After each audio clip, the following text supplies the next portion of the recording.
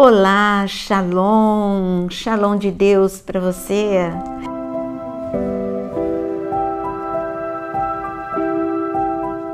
É muito bom ter você aqui neste nosso terceiro vídeo da Babilônia.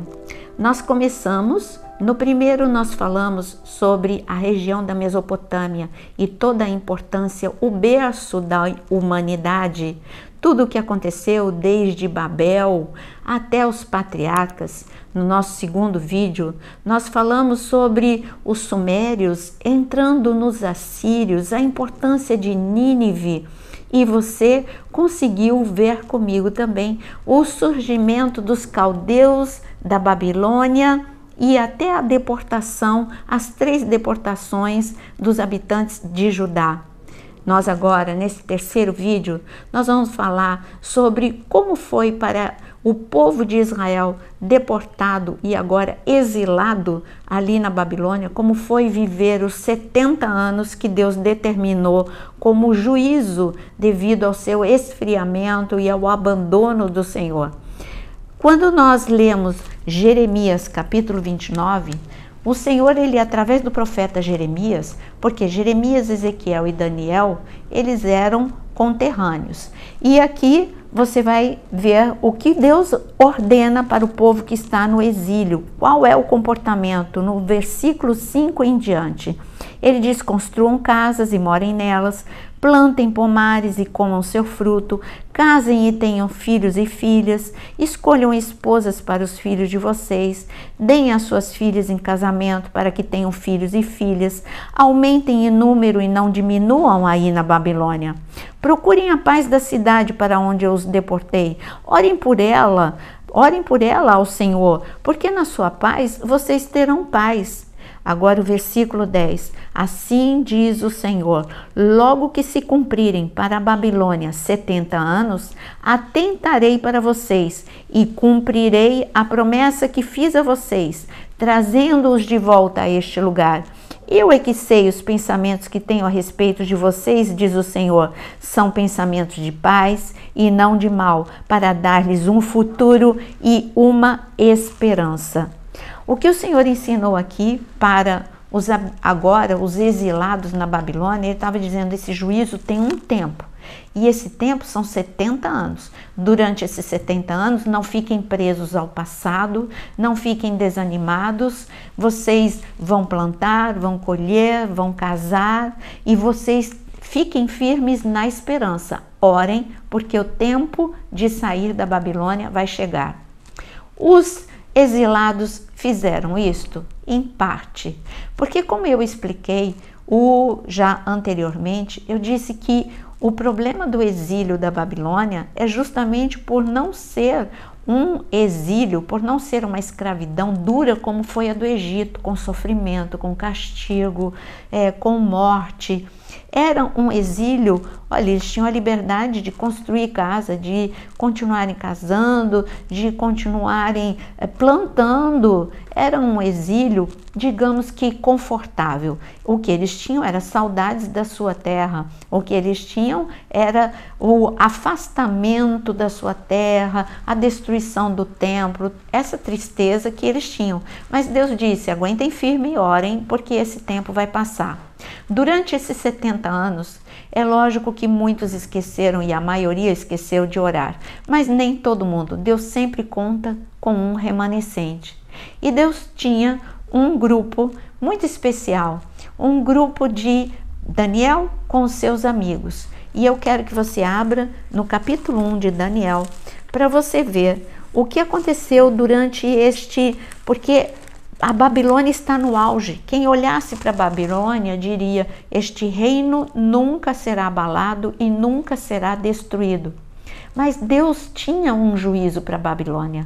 Deus já tinha anunciado um juízo. O juízo de Deus já estava anunciado em Isaías 13. O Senhor já tinha dito que haveria juízo sobre a Babilônia. A Babilônia ficaria desolada. Mas, naquele momento, ninguém diria. Foi um reinado, digamos que curto, porque Agora eu quero que você leia comigo. O reino da Babilônia foi do ano 626 a.C. ao ano 539 a.C. Não foi tão longo assim, mas para todo mundo que visse, diria, é inabalável. Mas em Daniel capítulo 1, veja o que aconteceu com aquele grupo que chegou na primeira deportação, que foi Daniel, os seus amigos e todos os nobres.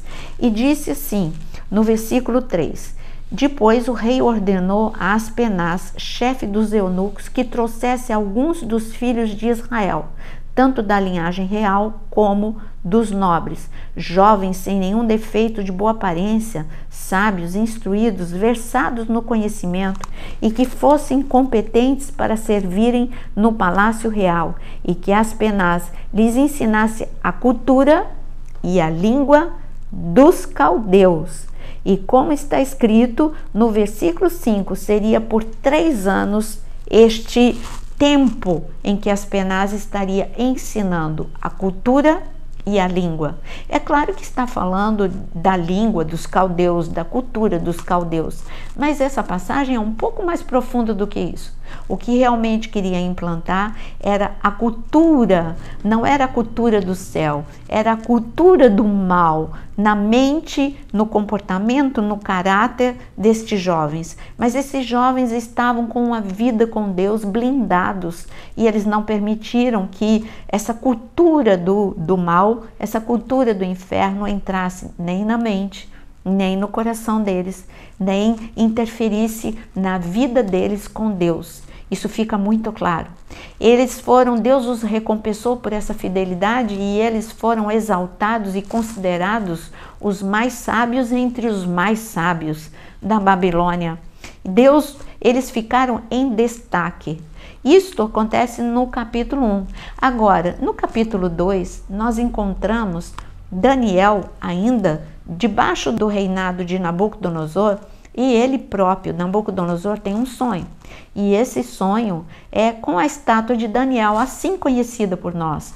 O sonho foi de Nabucodonosor. A estátua é chamada de Daniel, a estátua de Daniel, porque na verdade foi ele que interpretou. Nenhum sábio conseguiu interpretar, mas Deus deu a interpretação para Daniel. Na verdade, o sonho de Nabucodonosor com essa estátua, que tem a cabeça de ouro e acaba com os pés de ferro e barro, e todas as partes dessa estátua é uma sucessão de impérios, é a história da humanidade a partir da Babilônia até os últimos dias. Mas, para saber em detalhes, eu tenho um curso de Daniel, que está na área de membros, e você pode ver este curso completo, capítulo por capítulo. Agora eu só quero mostrar para você este reino, a Babilônia, o que aconteceu e o que vai acontecer, porque a Babilônia vai ressurgir. Ela vai ser destruída e ela vai ressurgir. Então, esse jovem Daniel, quando ele teve a revelação da estátua, ele disse que a cabeça de ouro era o Império Babilônico. E quando fala de cabeça de ouro, está falando justamente a área de atuação deste império, era na mente. Você viu? 3 anos de investimento para implantar na mente de jovens intelectuais, jovens inteligentíssimos, a cultura dos caldeus, a cultura do mal, a cultura do inferno. Então, a mente, Babilônia fala da mente, tanto que a condenação também de Nabucodonosor por não ter ouvido a Deus foi ele ter ficado louco e agindo como um animal. Isso era um problema também na mente. Você vê que tudo é em relação à mente. Mas, como nós falamos no capítulo 2, Daniel ele tem a revelação da história da humanidade através da estátua de Daniel. E depois nós vemos que no decorrer deste império, Nabucodonosor, Daniel, ele chegou no mais alto lugar, ele e os seus amigos. Você lembra quando no vídeo 2 eu contei que Nabucodonosor fez uma estátua a Merodach com toneladas de ouro? Quando nós chegamos em Daniel, Quando nós chegamos aqui em Daniel capítulo 3, nós encontramos o que? A estátua de ouro, que os seus amigos deveriam ter se dobrado diante dessa estátua de ouro. Mas como Sadraque, Mesaque e Abdenego não se dobraram diante dessa estátua de ouro, que não é a estátua do sonho, essa é uma estátua real, que foi levantada. E como está escrito aqui em Daniel 3, versículo 1, o rei Nabucodonosor fez uma imagem de ouro que tinha 27 metros de altura e 2,70 metros de largura, que ele levantou na planície de Dura, na província da Babilônia. Então essa é uma estátua mesmo que foi levantada. A estátua de Daniel foi um sonho e era a história da humanidade, desde do Império Babilônico até os últimos dias. Essa estátua de ouro é uma estátua a Merodach, que foi levantada na Babilônia, exatamente onde está escrito aqui, na planície de Dura, e diante dessa estátua, Sadraque, Mesaque e Abdenego deveriam ter se dobrado, senão a punição seria a fornalha de fogo. A gente vê ainda a lei de Talião chegando aqui, né? Duras punições, chegando a outras civilizações. A influência dos sumérios entrando aqui nos caldeus. E eles entraram e eles foram condenados, e todos nós sabemos o que Deus fez em relação à fornalha. Eles entraram na fornalha presos, mas eles saíram de lá soltos, passearam pelo meio da fornalha diante do quarto, juntamente com o quarto homem. E Nabucodonosor adorou a Deus, se rendeu naquele momento. No entanto, Nabucodonosor, porque essa é a história de exilados debaixo de Nabucodonosor, porque o reino de Nabucodonosor vai acabar daqui a pouquinho. Quando nós vemos que em Daniel capítulo 4, Nabucodonosor tem outro sonho, dessa vez com uma árvore que é cortada, mas ela não é cortada pela raiz. Ele, mais uma vez, ele não entende, mais uma vez, Daniel interpreta o sonho. E ele diz, olha, se você não se arrepender, se você não reconhecer que Deus, que o céu reina, a palavra foi essa, se você não reconhecer que é o céu que reina, na verdade o que Nabucodonosor deveria reconhecer é que o céu reina. Se ele tinha conseguido entrar em Judá, ele não era melhor do que Senaqueribe, ele só entrou porque foi permissão de Deus para trabalhar no povo de Judá, que precisava viver um avivamento, que precisava voltar para o caminho de Deus. Porque no momento em que Isaías e que o rei Ezequias clamaram no cerco dos assírios, como nós vimos no vídeo anterior, Deus mandou um único anjo, e um único anjo derrotou todo o exército assírio. Se Deus quisesse, naquele momento, livrar Judá de Nabucodonosor, ele mandaria um único anjo e com certeza seria da mesma forma, Nabucodonosor teria sido derrotado. Mas Nabucodonosor começou a se achar muito grande, muito forte, invencível, imbatível. Ele começou a se achar um deus, ele se orgulhou dos jardins suspensos da Babilônia, de toda a Babilônia, da beleza da Babilônia. Ele não ouviu o aviso de Deus e ele ficou 7 anos como um animal, até que ele reconheceu, graças a Deus, ele reconheceu, no final do capítulo 4, ele reconhece que Deus é o Senhor absoluto e ele volta a si. E ele vai terminar como um rei da Babilônia até a morte dele. Depois de Nabucodonosor e esse reino tão forte debaixo do seu comando, vai enfraquecer, continua ainda o império da Babilônia, mas vai enfraquecer muito com os seus sucessores. Nabonido, ele faz um exílio voluntário. Ele diz, não, eu não quero reinar, eu quero estudar.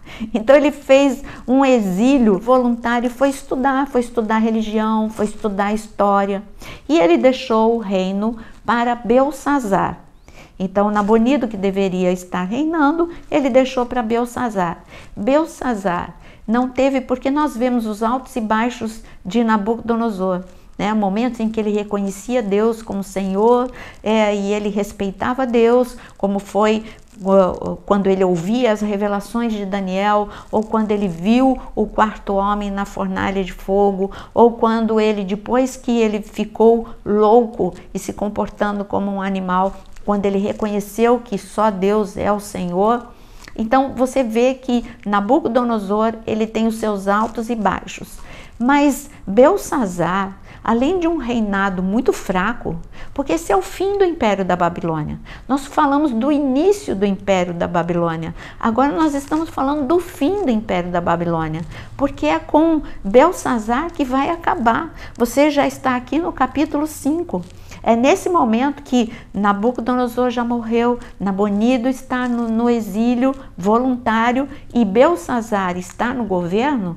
Belsassar, ele pega naquele famoso banquete, ele confiava, ele era orgulhoso, autoconfiante, ele confiava muito nas muralhas intransponíveis para ele da Babilônia, e eram mesmo, ninguém conseguia ultrapassar essas muralhas. Só que nós encontramos um homem que ele foi muito inteligente, Ciro, o persa, ele tomou uma atitude.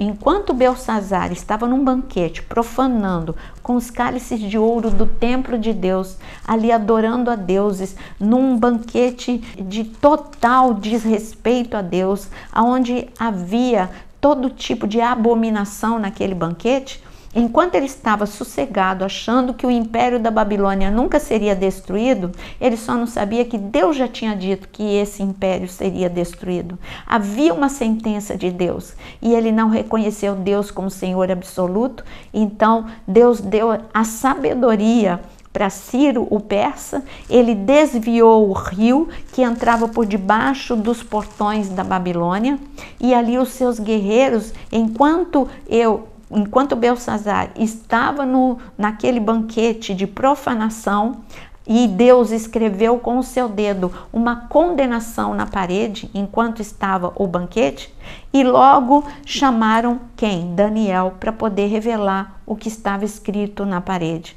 E eu quero ler com você o que está escrito, e aqui o Senhor, ele diz o seguinte, no capítulo 5, no versículo 10, a rainha mãe, que tinha ouvido os gritos do rei e dos homens importantes do reino, entrou na sala do banquete e disse que o rei vive eternamente. Não deixe que os seus pensamentos o perturbem, nem fique assim tão pálido. Há aqui no reino um homem que tem o espírito dos santos deuses. Nos dias de seu pai, se achou nele luz, inteligência, sabedoria, como a sabedoria dos deuses, o seu pai. O rei Nabucodonosor, sim, o seu pai, ó rei, o constituiu chefe dos magos, dos encantadores, dos caldeus, dos feiticeiros, porque nesse Daniel, a quem o rei tinha dado o nome de Beltesazar, se acharam espírito excelente, conhecimento e inteligência, interpretação de sonhos, declaração de enigmas e solução de casos difíceis. Portanto, chame Daniel e ele dará a interpretação. E assim Belsassar chamou Daniel. Enquanto isso, ali Ciro está simplesmente fazendo o que Deus já tinha anunciado. Babilônia vai cair. E você vai ler comigo isso também.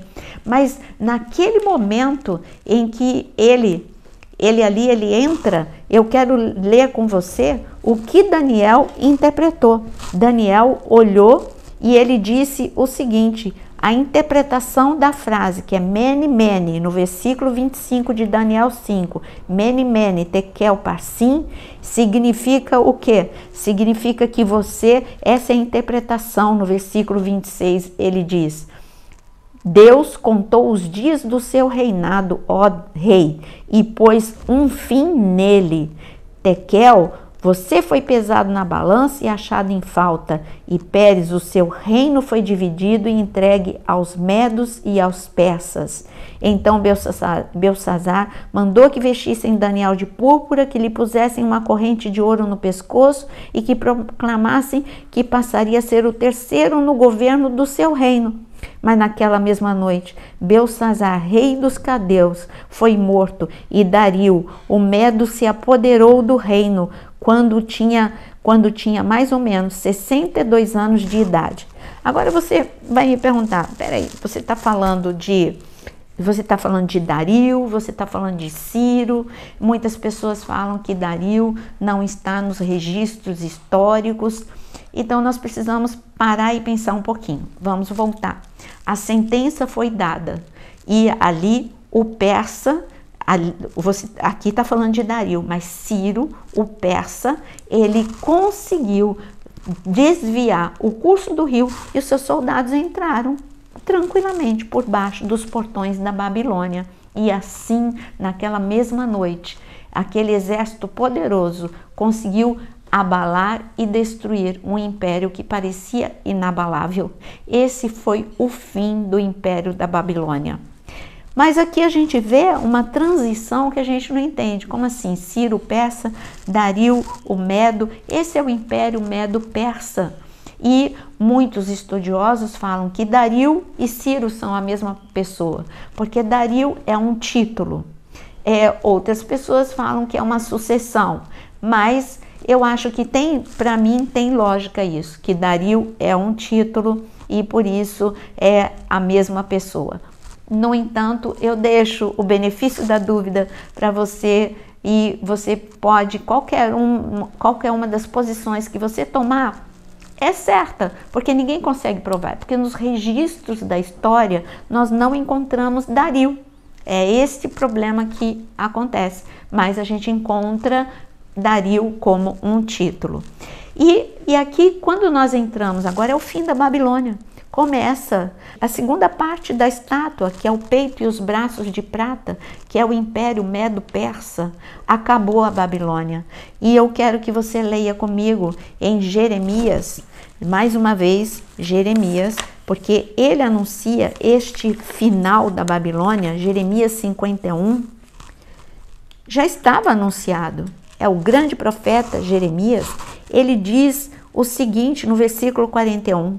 Olha o que ele diz: como foi tomada a Babilônia e apanhada de surpresa a glória de toda a terra. Como é possível? Babilônia se tornou objeto de horror entre as nações. O mar invadiu a Babilônia, cobriu-a com a multidão das suas ondas. Suas cidades se tornaram em desolação, terra seca e deserta, terra em que ninguém habita e por onde ninguém passa. Castigarei Bel na Babilônia e farei com que lance de sua boca o que engoliu. As nações nunca mais afluirão a ele. Também a muralha da Babilônia cairá. E a ordem de Deus agora, porque agora há uma ordem no versículo 45, saia do meio dela, meu povo, que cada um salve a sua vida do furor da ira do Senhor. Não desfaleça o coração de vocês, nem tenham medo do rumor que se há de ouvir na terra, pois virá num ano um rumor, no outro ano outro rumor, haverá violência na terra, dominador contra dominador. Aqui foi uma sentença contra a Babilônia. O reino que parecia inabalável foi destruído. Aqui o Senhor está falando da Babilônia numa única noite. Um reino, as muralhas, ele fala aqui das muralhas, as muralhas que todo mundo confiava nas muralhas da Babilônia. As muralhas, elas não caíram por terra, mas ali o exército inimigo entrou desviando o curso do rio. Foi uma estratégia de sabedoria. E assim, ali os persas entraram por debaixo dos portões e o reino da Babilônia, que já estava enfraquecido, foi destruído. Mas Daniel permaneceu firme. Daniel continuou no poder. E ali Daniel, nós vemos em Daniel, ele caiu na graça do próximo rei. E nós vemos que Daniel, porque ele orava e incomodou aqueles que no próximo reino, que é o Império Medo-Persa, ali ele vai incomodar todos os homens que estavam no poder, os sátrapas que estavam no poder, e com inveja de Daniel, tentaram fazer de tudo para que ele fosse morto, destruído, destituído, e por isso Daniel vai para a cova dos leões. Não estou me detendo aqui em detalhe, porque o nosso vídeo não é sobre os outros reinos, o nosso vídeo é sobre a Babilônia. Então a Babilônia acabou. Neste momento ela acaba, fica em ruínas, como Deus anunciou, e nunca mais ela se levantou. Se hoje você quiser ver algo sobre a Babilônia, você vai para o Iraque, no sítio arqueológico, foi construído um portal, é uma réplica do portal de Star, porque o que é o portal realmente está em museu, mas ali uma réplica do portal de Star, e tem um sítio arqueológico com muitas coisas que dá para você imaginar como era a Babilônia. Mas a Babilônia desapareceu, mas está escrito que a Babilônia em Apocalipse, ela ressurge. Em Apocalipse 17 e 18, nós temos a Babilônia comercial e a Babilônia espiritual. Nós vimos que na Babilônia de Nabucodonosor, a espiritualidade era abominação, adoração a Star, adoração a Bel, adoração a Merodach. Nós vemos também que a Babilônia comercial era um local onde caravanas chegavam de comércio, mas havia corrupção, havia todo tipo de ganância, todo tipo de orgulho. Agora ressurge em Apocalipse, durante a grande tribulação, ressurge uma Babilônia espiritual, a religiosa. Ou o que ele fala de Babilônia? Porque ele põe o nome de religiosa, Babilônia religiosa? Porque é a Babilônia da corrupção espiritual, da prostituição espiritual. Se diz espiritual, mas ela quebra todos os princípios de Deus. A Babilônia comercial, ela também é pessoas materialistas.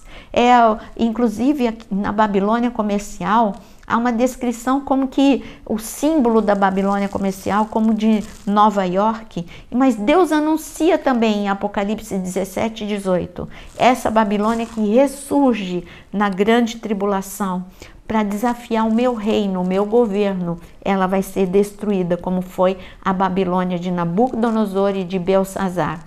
E eu quero ler com você Apocalipse capítulo 18, para você ver esta destruição que vai acontecer, anunciada por Deus.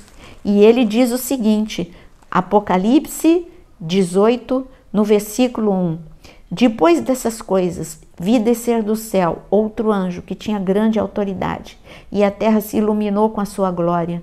Então exclamou com potente voz, dizendo: Caiu a grande Babilônia, e ela se tornou morada de demônios, refúgio de toda espécie de espírito imundo, esconderijo de todo tipo de ave imunda e detestável, pois todas as nações beberam do vinho do furor da sua prostituição. Com elas se prostituíram os reis da terra, também os mercadores da terra se enriqueceram à custa da sua luxúria.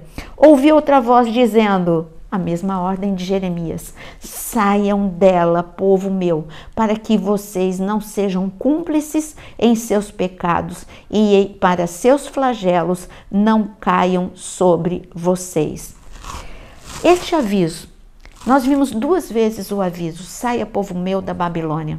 Quando Deus mandou que eles saíssem da Babilônia, era para que eles não perecessem. Os 70 anos já tinham acabado. Agora eles deveriam voltar. Eles deveriam voltar com Esdras para a terra prometida. E esse aviso, saiam, povo meu, não foi fácil de ser cumprido, como eu já disse, porque eles estavam acostumados e estavam gostando daquele lugar cheio de luxo, cheio de facilidades que era a Babilônia. E eles teriam que ir para uma terra, para uma reconstrução. Tudo muito difícil, tudo destruído. Então foi difícil tirar o povo da Babilônia. Este era o aviso para a geração de Jeremias: saia, povo meu, da Babilônia. Nós temos um aviso para a geração da grande tribulação: saia, povo meu, da Babilônia. Mas há um aviso sobre a nossa geração, a geração da última hora: saia, povo meu, desse sistema que é a Babilônia. Volte para o primeiro amor, volte para a simplicidade, volte para a santidade, volte para a comunhão, volte para a adoração, ou você vai ser cúmplice nos pecados e vai sofrer o juízo que está para vir sobre o mundo. É isso que Deus nos fala. Então o aviso de saia da Babilônia é para 3 gerações, a geração de Jeremias, a geração da grande tribulação e para a nossa geração. Por isso eu quero terminar este vídeo dizendo para você que hoje é o teu dia, hoje é a tua hora de você dizer: Senhor, eu quero sim sair da Babilônia. Eu quero, como Daniel, ter a minha mente blindada, as minhas emoções blindadas. Eu quero a minha vida espiritual como Daniel, intensa, mesmo em um lugar em que tudo me chama para que eu não tenha essa vida intensa. Mas eu quero, porque eu não quero estar debaixo, não quero sofrer o juízo que virá sobre a terra. Esse é o seu lugar de proteção, bem pertinho de Deus. Então eu espero que você tenha gostado deste vídeo. E se você gostou, deixa o seu like e também compartilha com outras pessoas e diga para ela: saia da Babilônia. É tempo do remanescente de Deus se posicionar. Que Deus te abençoe.